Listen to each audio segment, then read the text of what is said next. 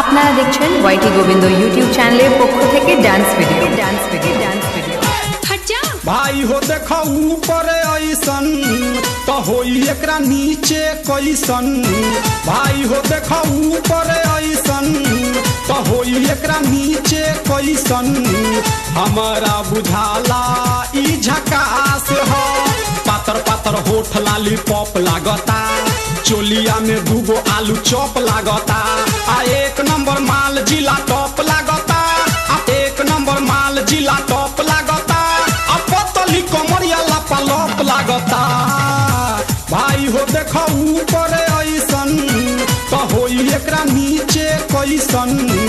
हमारा बुझाला ई झकास है।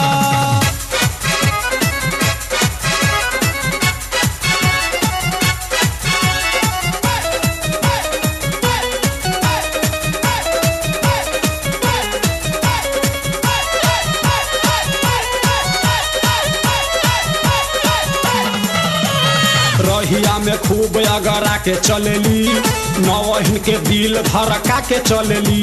आ छोटे छोटे कपड़ा चढ़ा के चलेली, आ छोटे छोटे कपड़ा चढ़ा के चलेली।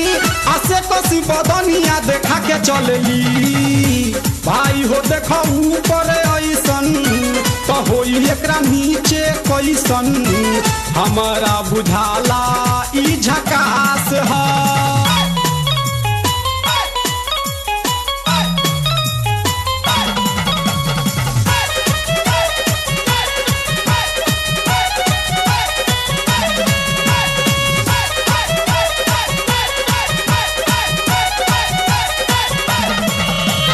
सोलह साल के एज में बेजोर लागेली।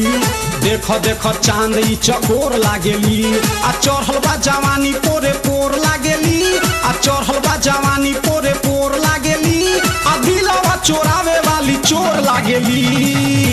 भाई हो देखो ऊपर ऐसन तो होई एकरा नीचे कैसन। हमारा बुझाला ई झकास है।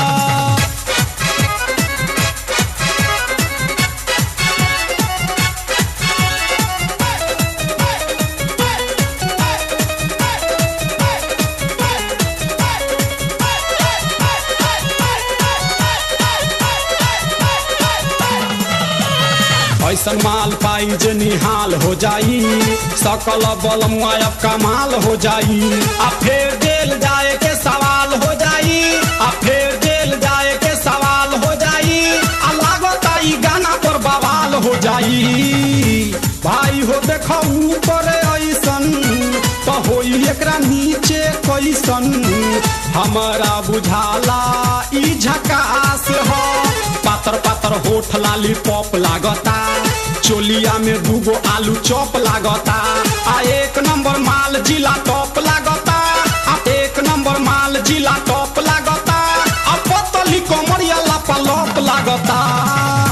भाई हो देखो ऊपर ऐसन तो होई एकरा नीचे कैसन। हमारा बुझाला ई झकास है।